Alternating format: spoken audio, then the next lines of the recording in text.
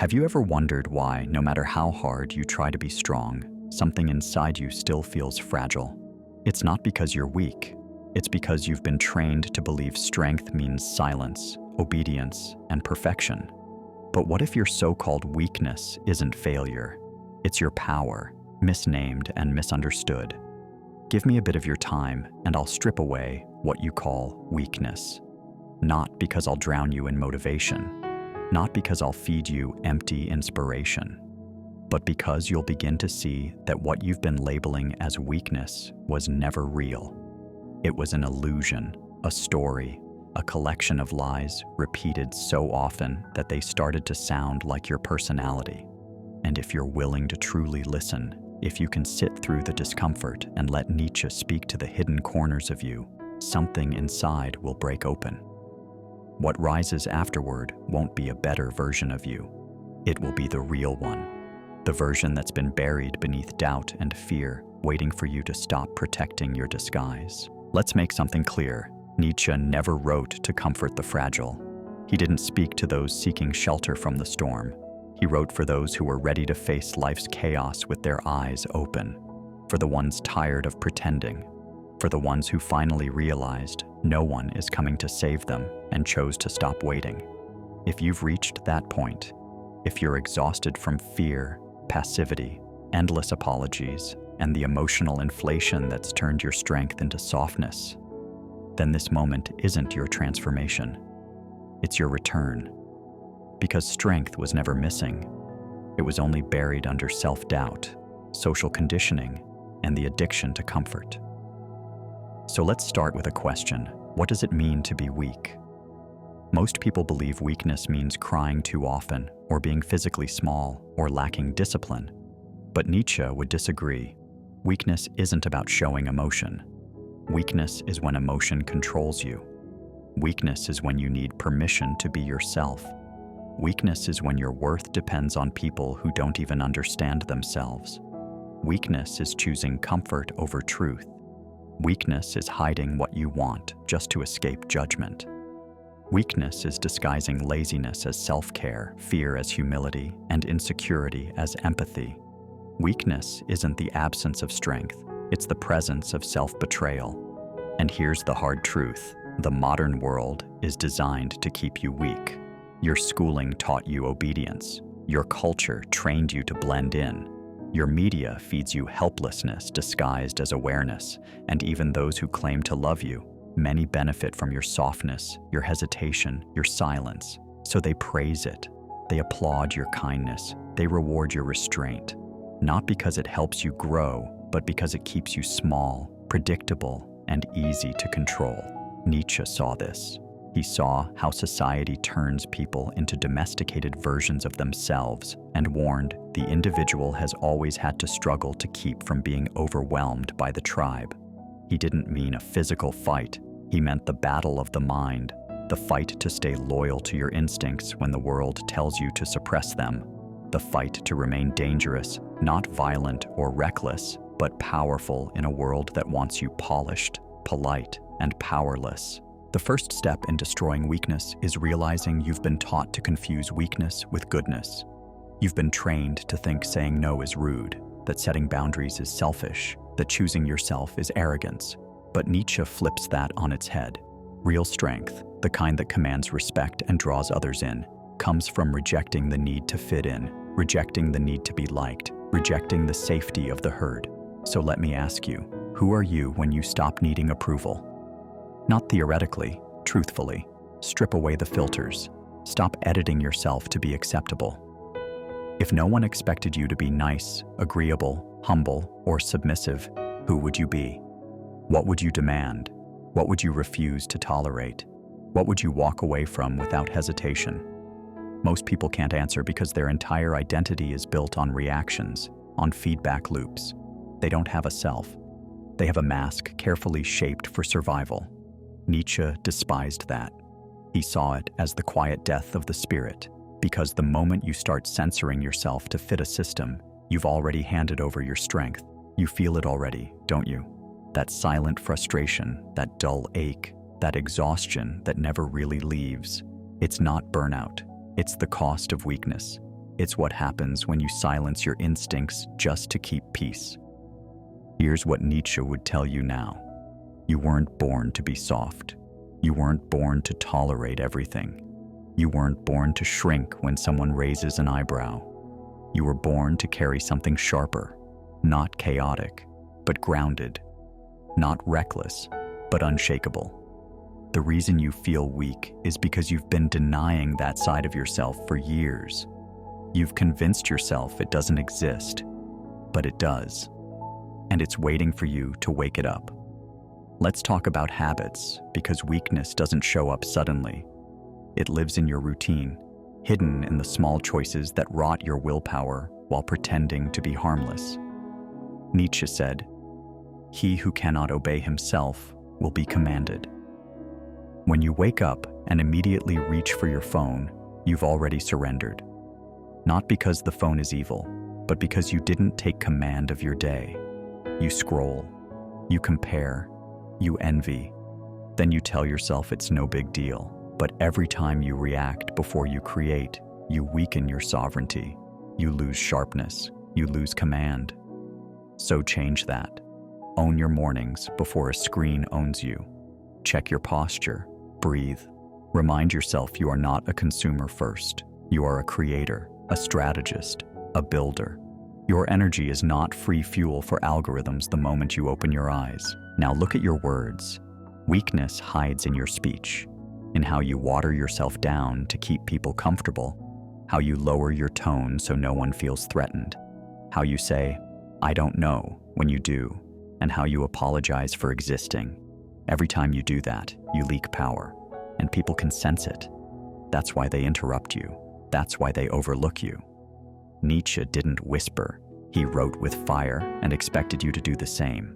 Not to shout, but to be unmistakably clear. Clarity is power. Clarity commands attention. If your presence doesn't make people pause, you still have work to do. Not because you're broken, but because you've been hiding too long. Stop hiding. Own your words. Speak them clean and unapologetically. Don't explain them. Let the silence afterwards speak for you. Most people fear silence. You won't, because silence creates tension, and tension earns respect. Now about emotion. Strength is not the absence of feeling. That's not strength, that's suppression. Nietzsche never taught numbness. He taught mastery. Real strength means you can feel everything but still choose your actions. You don't react impulsively, you respond with precision. When someone disrespects you, you don't chase, you don't beg, you don't explode, you wait, you observe. And when you act, it's deliberate, exact, and final. Weakness is emotion without control. Strength is emotion with awareness. So stop saying, "I'm just emotional." That's not who you are. That's just undisciplined energy. Discipline isn't cruel. It's clean. It's what separates breaking down from breaking through. One turns you into a victim. The other turns you into a force. Nietzsche despised victimhood. He saw it as a new kind of slavery, not of the body, but of the mind. The constant blaming, the waiting for rescue, the comfort of pain as identity. He didn't deny suffering. He denied surrender. So stop telling your life like a tragedy. Stop repeating your pain like it's your name. Stop using your trauma as a shield against growth. Use it as fuel. Because truthfully, no one cares what happened to you. They care who you become after it. If you turn your pain into something powerful, if you become steady, disciplined, and quietly unshakable, your past becomes your forge. Your scars become armor. Nietzsche said, "He who has a why to live can bear almost any how." But here's what most miss. Your why isn't something you find. It's something you choose. You don't stumble upon purpose. You define it. You carve it into your routine. The moment you do that, weakness begins to fall away. Because once you know your direction, distractions die. Drama fades. Doubt becomes background noise. Weakness loses its grip. So decide, right now. Who do you serve? What do you create? What will you protect at all costs? What will you refuse to accept for one more day? Write it down. Make it real. Make it unshakable. Because the moment you decide, you stop being weak. You stop being the victim of your own life. You become the one who commands it. Because if you don't choose a reason, the world will hand you one. And it will be weak. It will be comfortable. It will keep you quiet, dependent, and forgettable. But that isn't your destiny. Not anymore. Because by the time this ends, you won't be the same person who started. Now we go deeper. We confront your subconscious directly. We dismantle the patterns that have chained you, and we begin the final process of reuniting you with yourself. The version of you that never needed fixing, only freedom. You've made it this far, and that already says something. You're not like the rest, because most people can't sit still when their weakness is touched.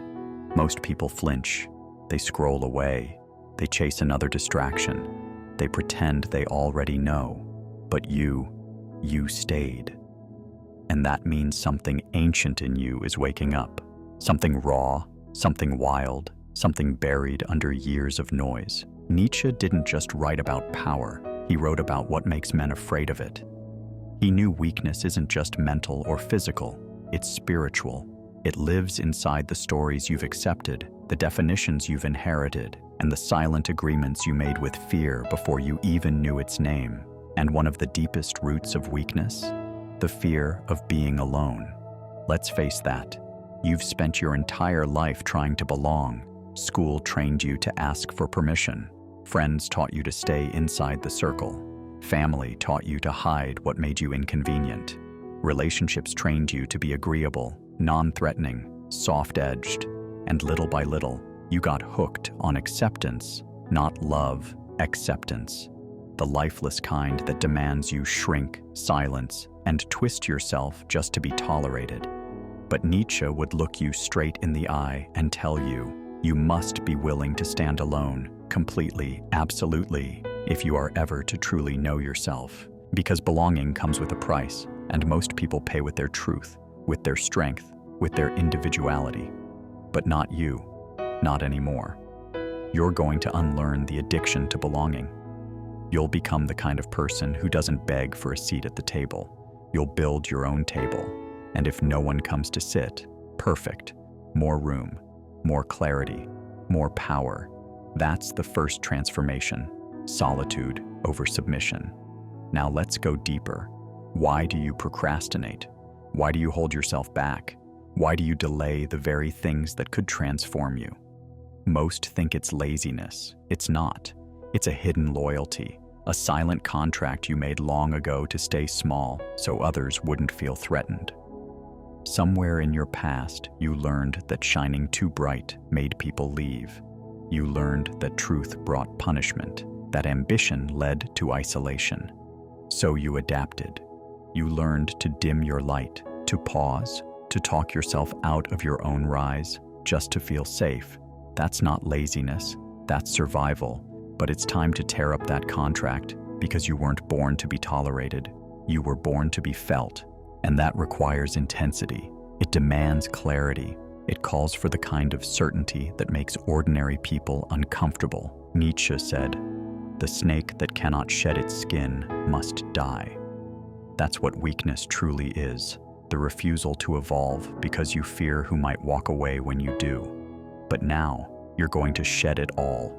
Not slowly, not carefully. You're going to rip it off. The people pleaser, the second guesser, the overthinker, the emotional translator, gone. Now let's get practical. Start with your words. Every time you say, "I don't know," when you actually do, you reinforce doubt. Every time you say maybe when you mean no, you break your own trust. Every time you apologize for existing, for interrupting, for needing something, you slice away your own spine. Speak clearly, don't soften, don't filter, don't wrap your truth in apology. People will say you're harsh. Let them. That's just a reaction from those who grew comfortable with your smallness.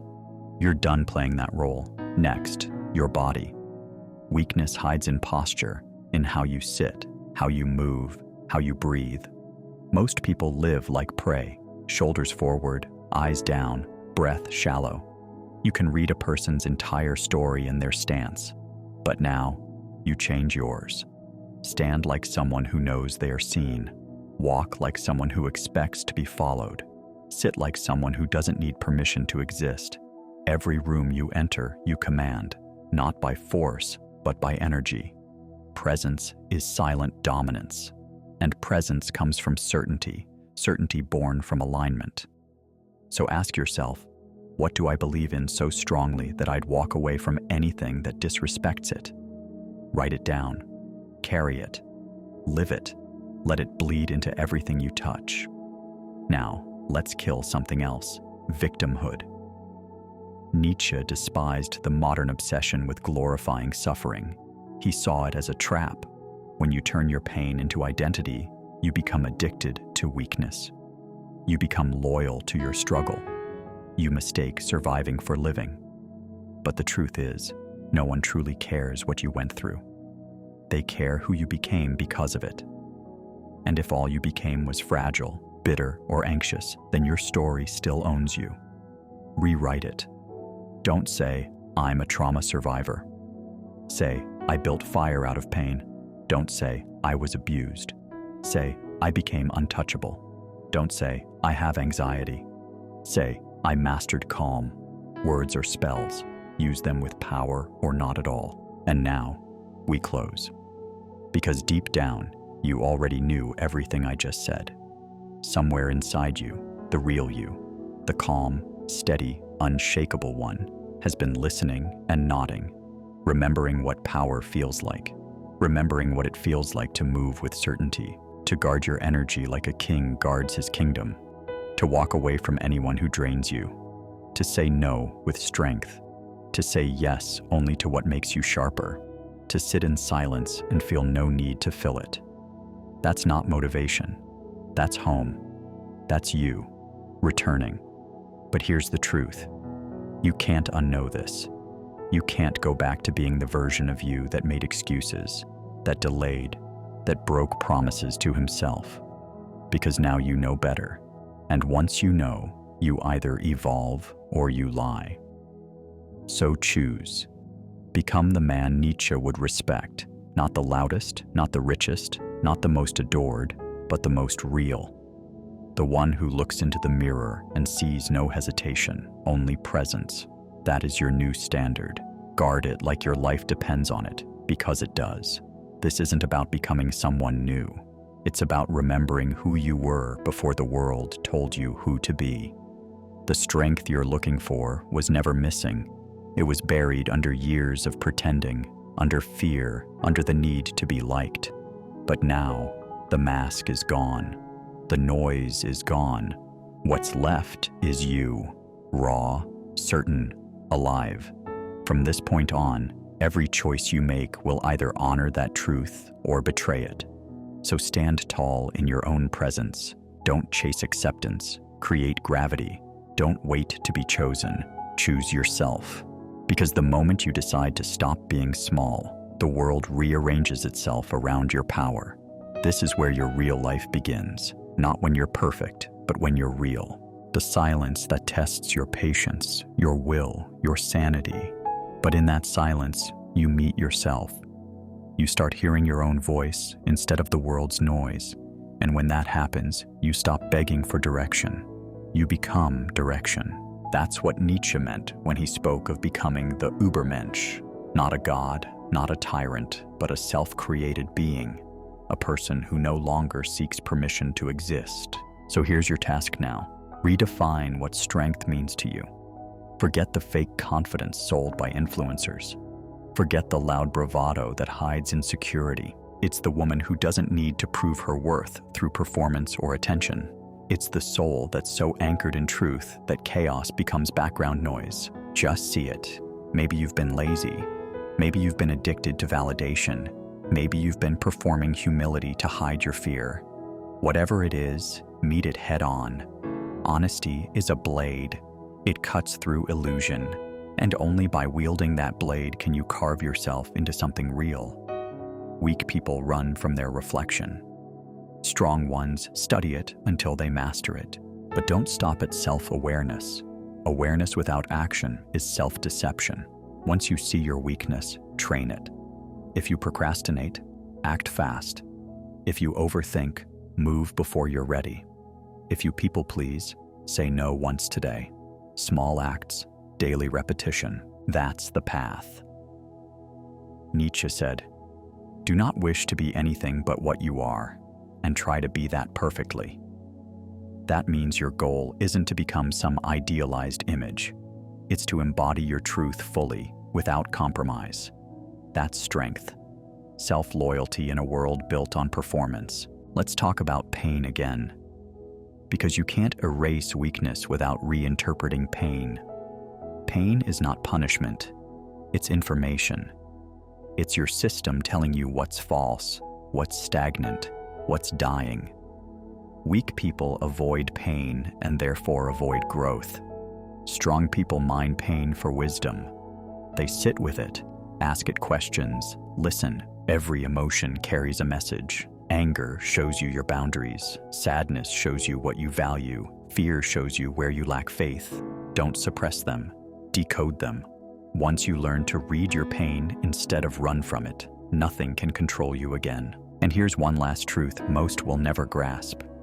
Being unbreakable doesn't mean being untouchable. It means being whole. It means you can feel deeply and still not collapse. You can love fully and still walk away when love becomes disrespect. You can grieve loss and still move forward.